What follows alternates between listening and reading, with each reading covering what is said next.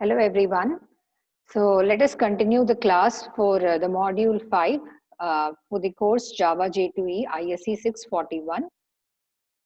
This module is on servlets and JSPs, and today is the last session on this topic where we will be dealing on the JSP action tags. So myself Vandana CP, Assistant Professor Information Science and Engineering Department, New Horizon College of Engineering.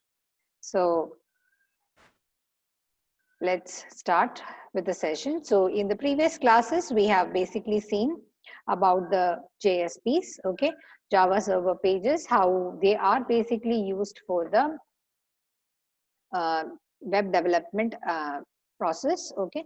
And then we have basically seen the core architecture of the JSPs when it comes to enterprise applications, how the life cycle of the JSP works and how exactly it converts into the servlets at runtime. We also saw the usage of the scriptlets, which allow us to embed the Java inside the HTML code and bring the dynamic behavior inside the static HTML pages. Based on this, in the previous classes, I also explained many programs, okay, based on the Eclipse. So I expect all of you to have the Eclipse with the required JDK version and the Apache Tomcat server installed to do the hands-on programs which I have explained during the entire module 5 courses. So moving on, towards the end of this particular module, we will be seeing how to work with the action tags in JSPs. So the JSP basically has several action tags. These tags basically help us to control the flow between the various pages and to use the Java beans. When I say the various pages, I mean we can basically transfer the flow from one JSP to another JSP or from one JSP to another HTML and vice versa. Or also we can basically try to initiate a flow of data with the Java beans. So let's see few of the important action tags which are available in the JSPs. So to start off, the first JSP that we basically study, the tag that we study is the forward. So JSP:forward, it forwards the request and the response to another resource. So this is available like how we have the include and forward, which is available inside the request dispatcher class. In case of the servlets, same thing is available even in the JSPs. Here we use them as action tags. So forwards the request and the response to another resource, and the receiving resource is finally responsible to give back the response to the client. In case of include, it includes another resource altogether into the current executing JSP. Then comes the use beans, which are used to locate some of the Java beans which are available inside your runtime environment. And by using the set properties and the get properties, we will be able to set the properties of these beans. We will be seeing each of these in beans in detail. And then we have the plugin action tag, which is used to embed another component, for example, an applet altogether inside our JSP. Last but not the least is the param action tag, which is used to set the parameter value. It is generally used with the forward and the include. It adds a parameter value to a request which is handed off to another servlet or the JSP using the JSP include and forward tag. So now let's come to the programs to make the concept more clear. So coming to the first action tag, JSP forward. So as the name says, forward, it is used for redirecting the request. So when this action is encountered on a JSP page, the control gets transferred to the page which is mentioned in this action. So the general syntax is given as JSP:forward page is equal to the URL of another static JSP page or a server page or a simple HTML page. So the syntax I would like to reiterate is the angle bracket JSP:, the keyword which is forward, and specify the page, the URL of the page. This page can be a simple HTML page or another JSP or a servlet to which you want to basically forward the request to. So let's see a simple example. Here it is first.jsp. If you see here, We have the HTML tag, header tag. Inside the body, if you see, we have included JSP colon forward page is equal to second.jsp. Hence, the request is forwarded from the first.jsp to the second.jsp. So I would like to show you an example on the Eclipse. So let's see the example of the forward tag JSP. So this is again a dynamic web project which is created. So I reiterate, you should be by this time comfortable in using the Eclipse IDE along with the Tomcat configured, Apache Tomcat server configured to execute your JSPs and the servlets. So forward tag JSP, if you see, is a dynamic project. Inside the Java resources, we don't have any pure Java code, hence the folder is empty. Inside the web content, by default, the meta-inf and the web-inf basically is available.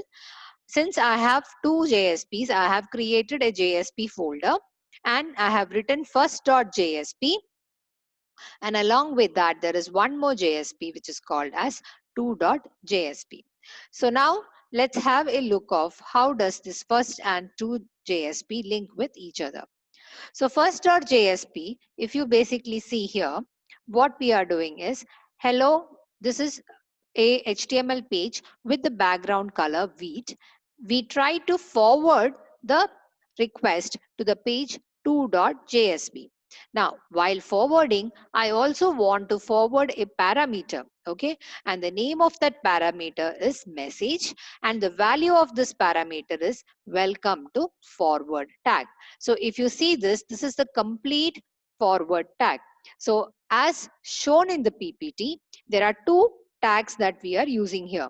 One is a forward tag, which forwards the request and the response object to 2.jsp.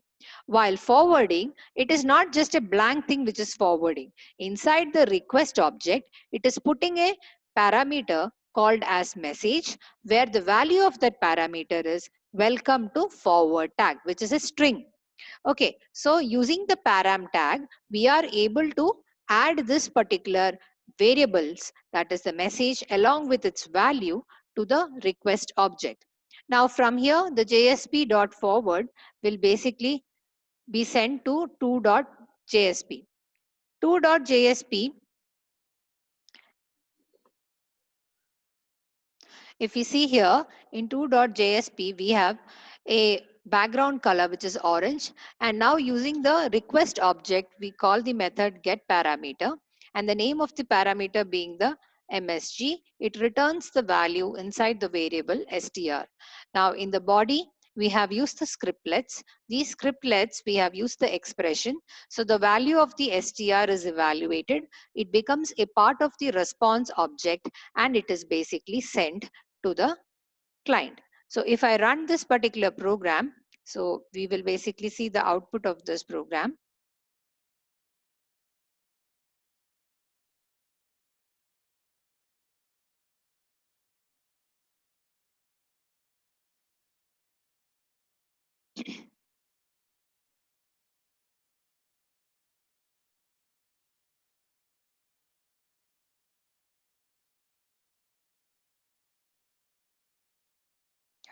So here we can see that from the 1.jsp, when you execute, the control goes to second.jsp. And we have forwarded a parameter called as MSG, which is having the message called as welcome to forward tag. So the entire message is basically displayed when we execute the program. So this JSP tag is a very handy method or a tag which is useful whenever you want to forward any kind of information from one web resource to another web resource. When I say the web resource, it can be a simple JSP page, a servlet, or even a static HTML file. So coming to the next or the second action tag,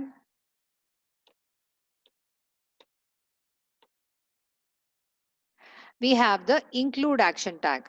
So this include action tag is used in the same sense like how we are having the forward. Here we have to specify the location of the page that needs to be included. Okay, and also we can optionally give the value of the flush variable, which can be either true or false.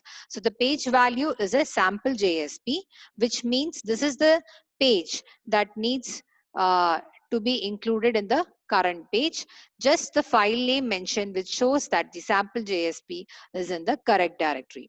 So if you have a look at this particular JSP, you will come to know how the usage of include is being done here.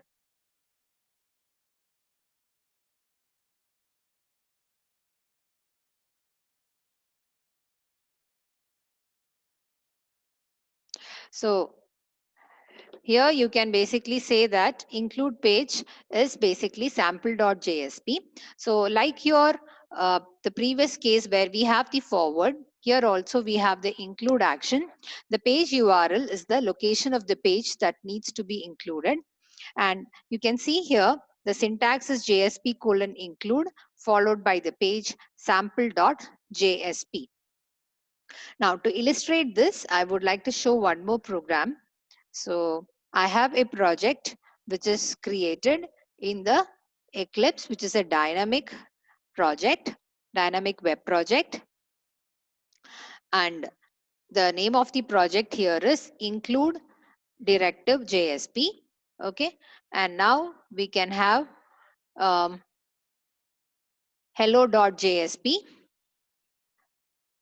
Okay, so if we see this code, we have the background color, which is yellow, New Horizon College of Engineering, which is written here. And you see here, I have used the include tag, which is a part of your declarative statements file is equal to /1.html. So why did I write // Because I have to go to the correct folder where the 1.html is present. So if you see here, the 1.html is present inside the web content folder. So I am giving it as /1.html. So let's see what is there inside 1.html. When I try to include, here it basically shows a simple page where it is written Department of Information Science and Engineering. This is from 1.html. So if I right click and run this project, run on the server, I would like to basically show you the output of the same. So this is a simple example of the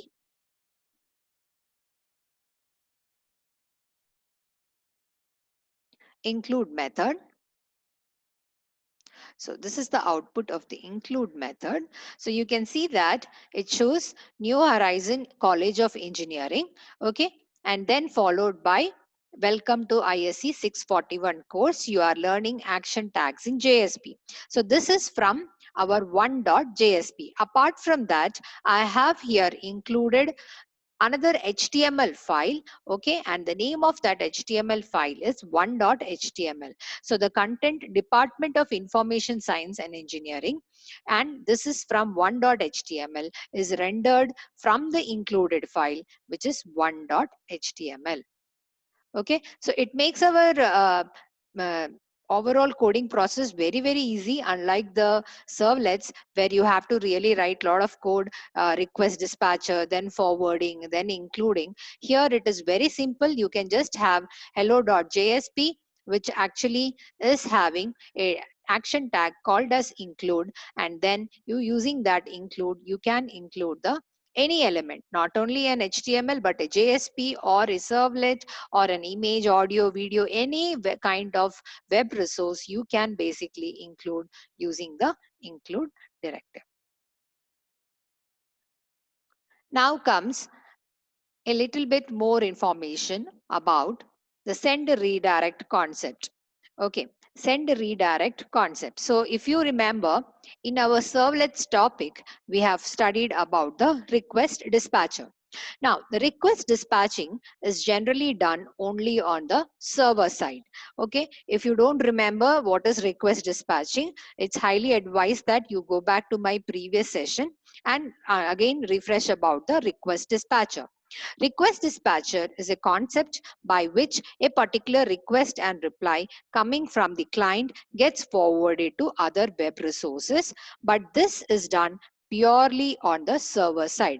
I would like to reiterate, this concept request dispatching is handled purely on the server side. Okay, so now we will use another tag which is called as the send redirect to explain how we can basically achieve the same concept not only on the server side but also on the client side. We can basically achieve it. So to do this particular concept, you can see here I have created a dynamic web project called as send redirect demo.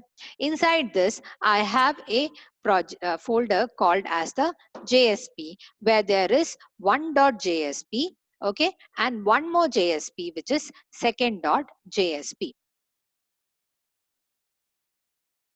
So please observe the content of one.jsp, very simple example. So here the background color is kept as sweet and I am writing a message hello from the first JSP. Now if you want to forward or send this particular request directly from one.jsp to two.jsp, you can use response.send redirect. So now what is happening is, instead of the request going to the server and then basically forwarding it to two.jsp, this can be done directly at the client side. So response.sendRedirective, however, you have to give the complete URL. So the complete URL in this case is HTTP, that's the protocol I am using, followed by the local host, the server on which it is installed, the port number, the name of the project, and two.jsp is present inside the folder called as JSP. Please observe here, two.jsp is present inside the folder called as JSP, and hence you will write two.jsp. So this is the complete URL that you are basically specifying. Coming to two.jsp, if you see here, the two.jsp, what we are doing here is hello from second JSP. Okay, and then I'm creating a table where it just shows a simple button which is called as click here. So if I run this particular piece of code, the output rendered will only be two.jsp. So I would like to run this code and show you once. Run on server.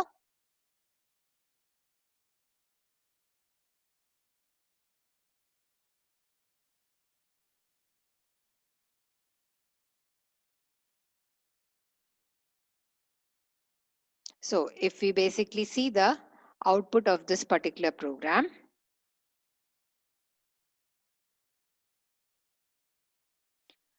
so I'm sharing the output.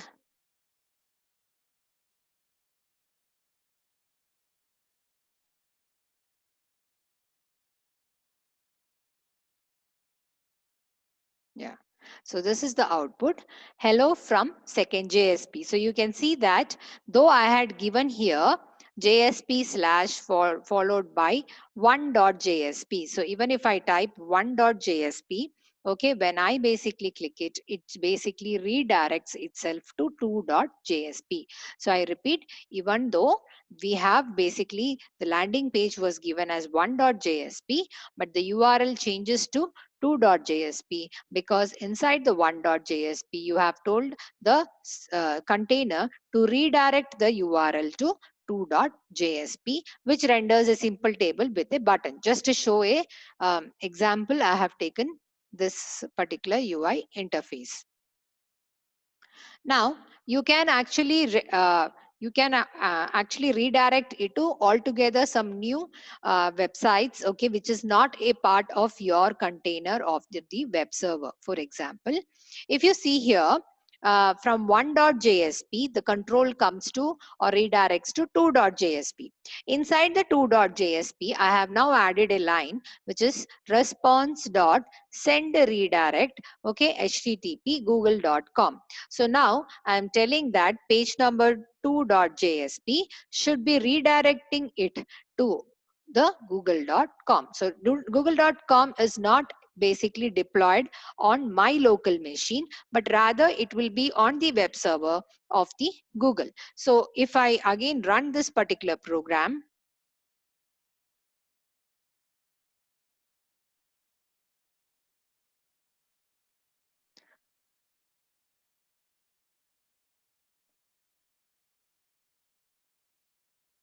So the URL is actually,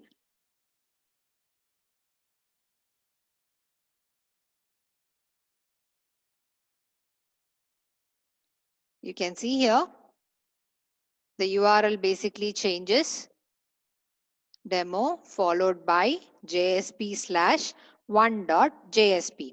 Okay, so even though I give JSP slash 1.jsp, the control goes to 2.jsp. From 2.jsp, it basically goes to google.com. So I'll just try to share it once again. So please see the URL here. So this is the deployed version. It is inside the JSP 1.jsp. So when I click this, it goes from 1.jsp to 2.jsp. From 2.jsp, it renders google.com. So I hope I have made the concept of these basic action tags clear. So there are basically three action tags that we are talking about now in detail. So the first one, as we have told, is the forward action tag. Okay. The second one is basically include action tag. And the third one is send a redirect, how we can basically use it.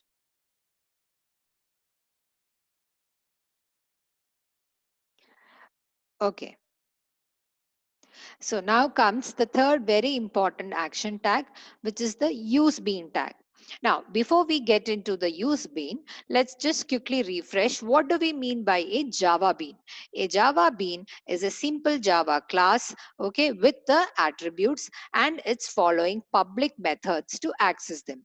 For example, if there is a class called as student with the name and USN number as its properties. So the corresponding getter and setter methods which are public. For example, get USN number, set USN number, get name and set name. So this all together basically forms a Java bean. So in simple words, these are plain old Java classes where we just write the classes along with its public attributes and along with its attributes and public getter and setter methods to access it.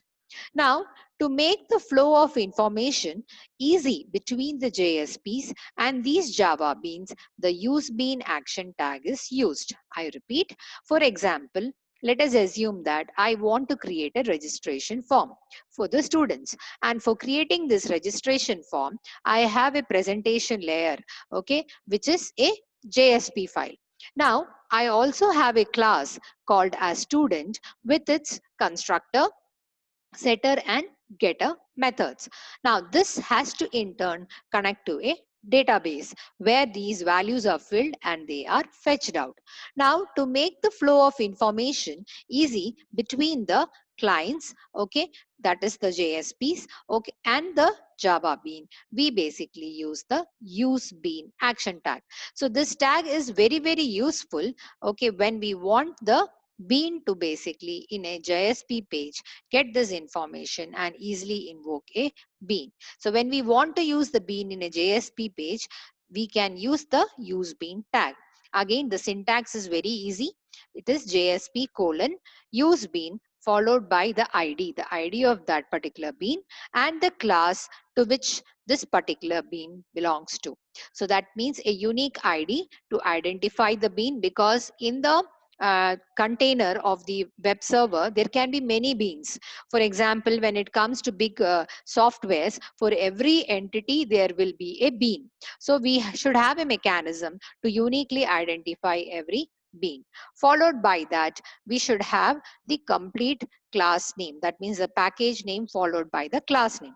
Now, every bean is instantiated using the above statement. You should have two action tags. One is set property and the other one is get property to use the beans parameter.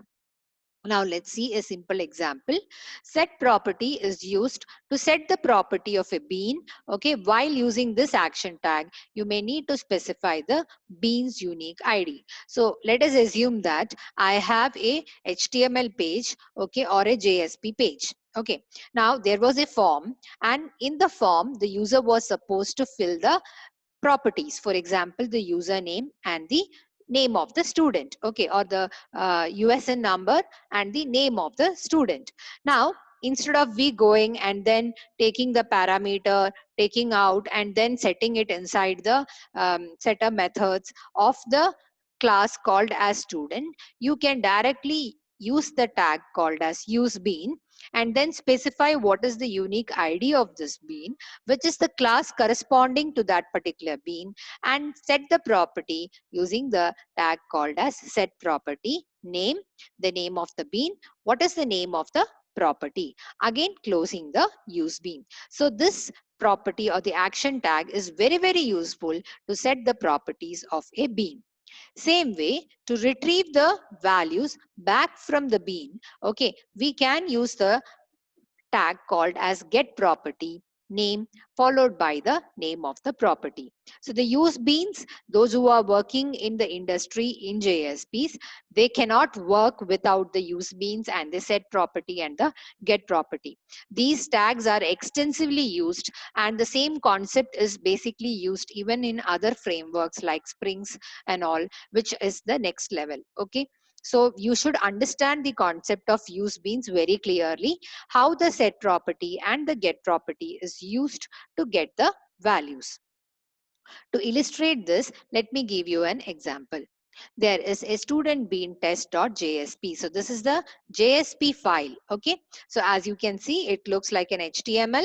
However, we have basically included certain tags here. So now the tag part comes into picture here. You can see what we have done. We are using use bean tag. The ID I am giving as student. The name of the class is com.nhc.studentbean. And now I am setting the property for which bean, student. The same ID has to be used here, same ID. Okay, it's a mapping between the two. Okay, which all properties you want to set? All the properties. So how do you specify all the properties? Using the star. So this complete thing represents the usage of the use bean, where I have the bean called as student bean. Instead of writing the full name, I'm giving an ID to uniquely identify, and the same ID you have to use even in the set properties. Which all properties you want to set? All the properties, and hence we give the property value as star. Now, when you construct this JSP, you have the name and the roll number. Okay. So as a part of the name, you are basically getting the property from where? From the same bean student, and which property you are trying to get? The name. Same way, you are also basically getting the property called as roll number from the bean called as student, using which tag? Get property tag. So you can see here, using this simple JSP file, you are able to interact the flow of information between the so-called JSP that we have used now, and there is a bean which we are using, okay, which is called as the student bean.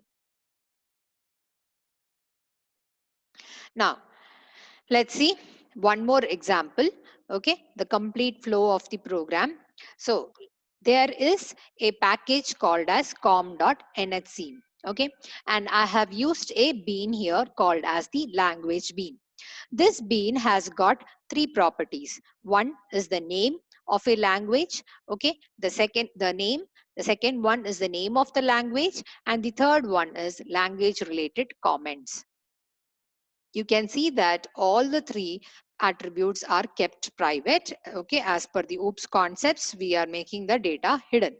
Now to access them, we are giving public getter methods, setter methods. Same way, public get language method and the public set language method. Okay.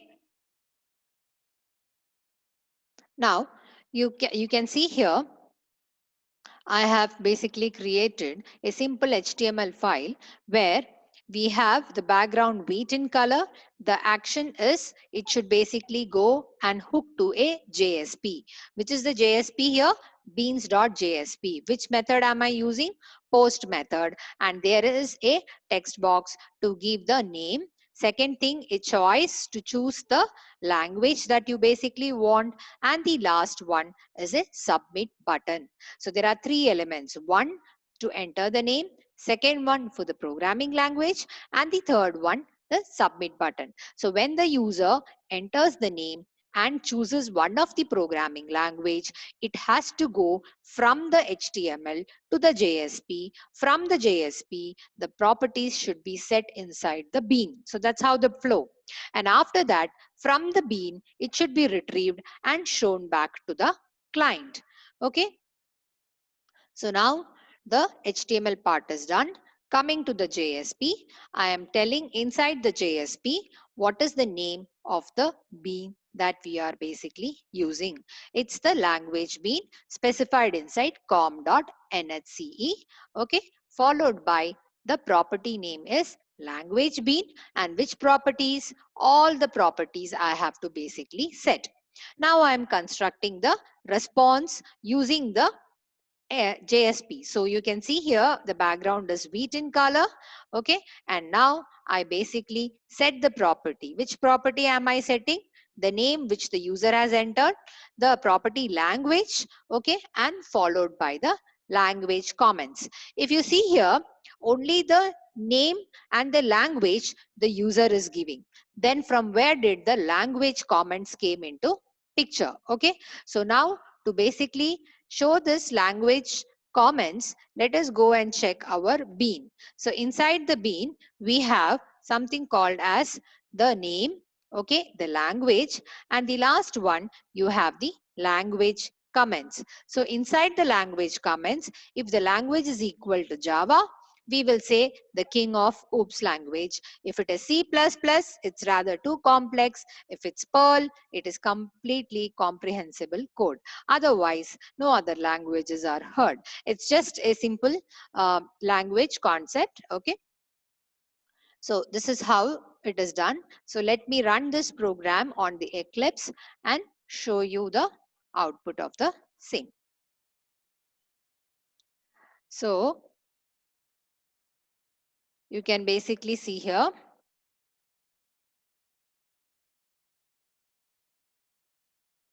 I have created a project called as Book User Bean. Okay. It's a dynamic web project. So, and I don't want any servlets, but I basically need a bean. So I have created a package called as com.nhce.bean. Inside this, I have a bean called as languagebean.java. So this is a simple class with the property name and the language, which is private. Apart from that, I have the getter and the setter methods for them.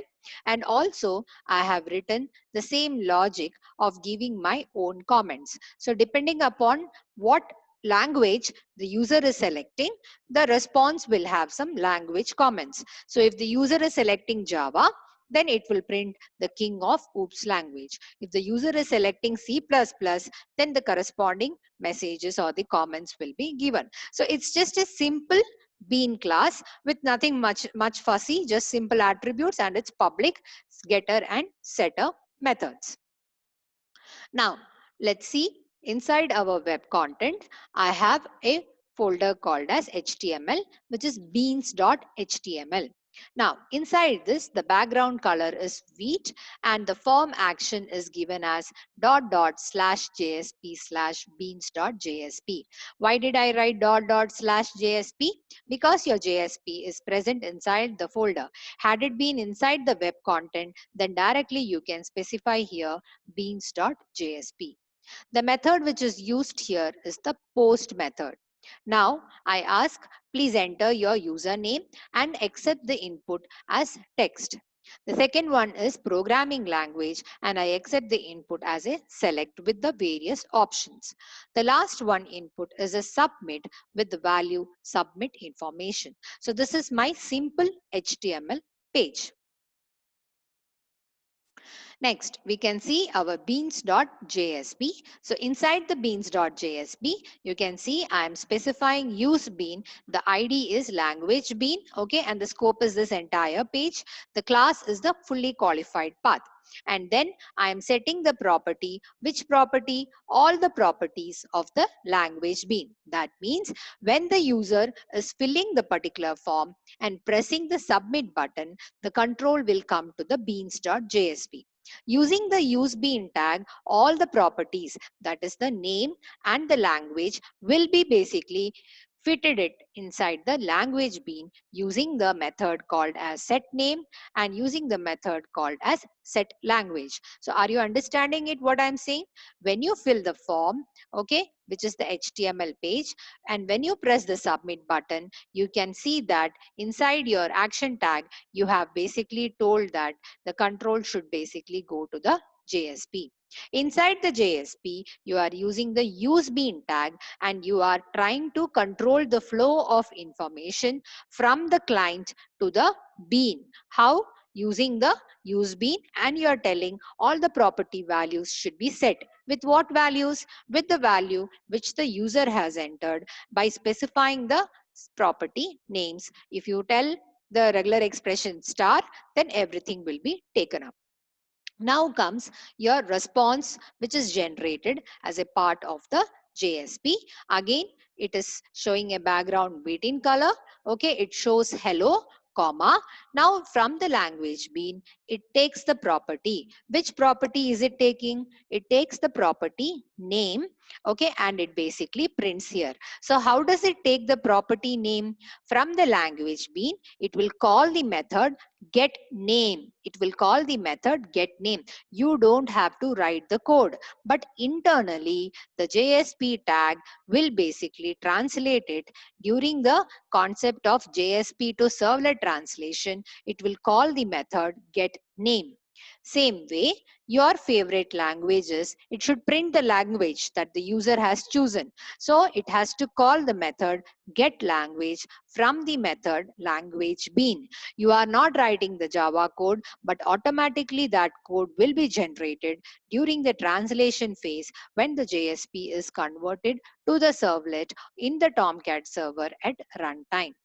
Last is my comments on your language. You have to show the language comments.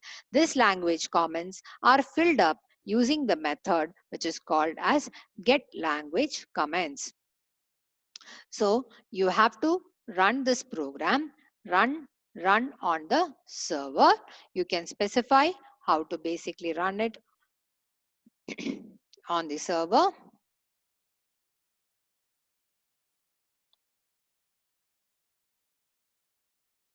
Yes.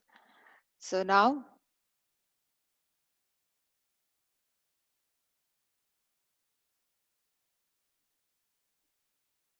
I'll share the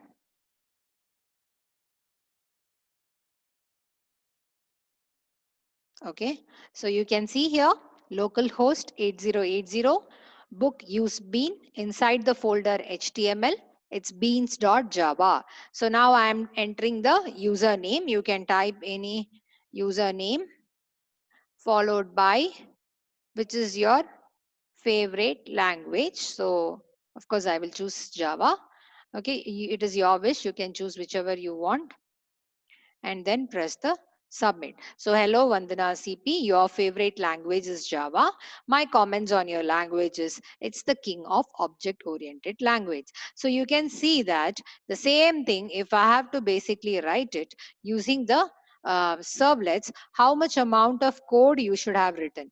So JSP makes the life of the developers very, very easy. So when it comes to the presentation layer, it's absolutely easy when you try to code it using the JSPs because the amount of code is very, very less.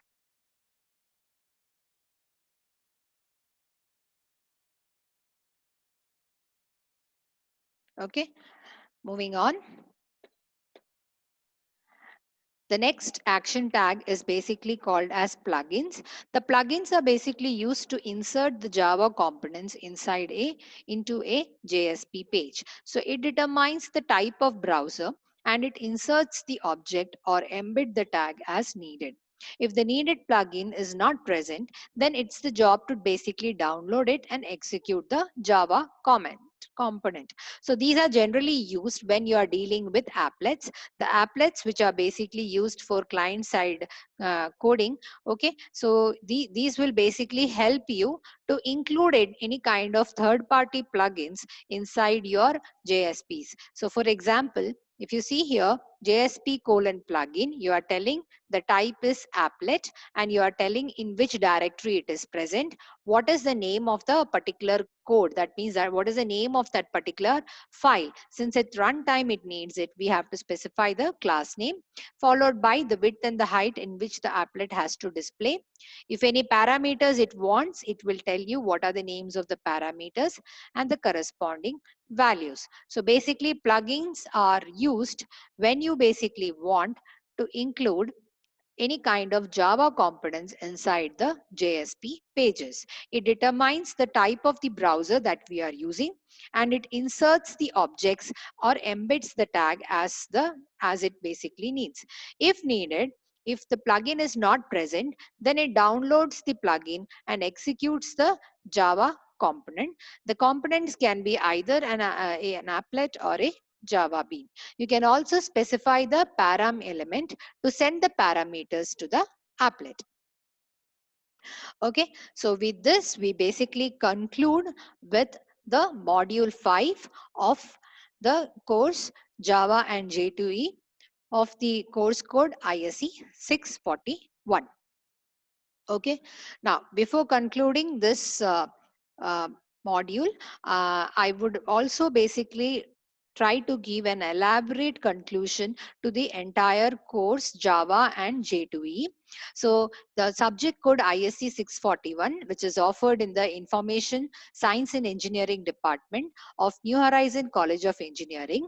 A student after studying this course will be able to do and achieve certain objectives. So as we have seen, the module 1 basically deals with the core Java concepts. So once the student studies the module 1, the student will be able to understand why the Java is called as write once and run anywhere concept. Okay, so it is purely platform independent. Student will be able to appreciate how the evolution of the Java has made the life of the software distribution very easy, because once you write it on one platform, you can run it on any other platforms irrespective of which operating system, what hardware configurations are there. So first module predominantly deals with the OOPS concepts, that is the object oriented programming concepts of the Java. Okay, so the same OOPS concepts which the students have studied in the other languages, students will see how the objects, classes, abstraction, polymorphism, inheritance, okay, and the other concepts like interfaces and the abstract classes, students will be able to understand. They will be able to basically design the model depending upon the requirement. So the real world scenarios, if they are presented to the students, students will be able to model or design the class with the attributes. They will be able to tell what should go as an abstract class, what should be there in the interfaces. These concepts students will purely get it and will be able to apply in the real world applications. Coming to the second module, in the second module, students basically study more into the details of the other aspects of the Java programming language. So they will be studying about the collection frameworks, how it can be basic. Second and the third module, they will be talking about the collection frameworks. So how the Java becomes powerful with the frameworks so that they can store the objects. So students also will be able to use them and apply the collection concepts. And then we also basically study about the strings. Okay, so strings are highly very useful data types. Okay, and Java has a lot of APIs which are supported for the strings. Okay, so students will be able to use them and apply in the real world software development. Then comes the concept of exception handling. So, like any other programming languages, okay, where some kind of issues can come either during the runtime, okay, or at the compile time. Here also in Java, it basically has the exception handling concept. So, with just like that, giving a vague UI to the layman customer is not a good way to develop the software. So, students will be able to appreciate why this exception handling is required, and they can give very very informative UI interfaces where even if a input is wrong, not handled by the system, okay, then the Java framework, okay, with the help of the exception handling, students will be able to handle it. Okay, once this is done, then we basically move on to the end of the third module where we talk about the multi-threaded architecture. So Java is the, after studying the subject like operating system, where the students know about the thread concept, here in our curriculum, students know how to practically code the multi-threaded architecture using the Java programming. They learn the various concepts of how to create the threads, how to basically use it to basically create the wait, join, and solve the some of the deadlock issues, okay, producer consumer problems, okay, which we basically see in most of the softwares is the most challenging concept. Students will be able to design and use the multi-threaded architectures, okay, using the Java programming languages. The lab is also integrated with this course, so hence students will be doing simultaneously both the theory and the lab portions. The module 4 and the module 5 of this curriculum was completely about the J2E concepts, where in the module 4, the students basically learn about the database integration. They appreciate about the JDBC drivers, okay, and how the Java can basically integrate with any kind of database using the different flavors of drivers which are basically available.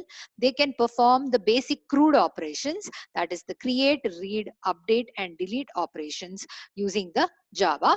As I said, the integrated labs equip the students along with the theoretical concept to develop an end-to-end a product, okay, where there is a backend with the database. The last module, which we have just now discussed, deals with the servlets and the JSPs. So where the students learned about the web architecture, then HTML, HTTP protocols, how they are used, then the life cycles of the servlets and the JSPs, the various ways how the flow of information is basically passing. So the end of the fifth module, students should be able to create the enterprise level applications where they have the front end using the JSPs and the HTML, the middle layer where they consist of the servlets which forms the business logic, along with the core Java standalone applications. If they want, they can basically use it in the middle layer, and the backend which consists of any kind of database like SQL or Oracle. So at the end of this course, Java and J2E, students will be able to make the enterprise solutions for the real world problems using all the core Java and the J2E technologies. So with this, I would like to conclude on this course, Java and J2E ISE 641. Thank you and happy learning.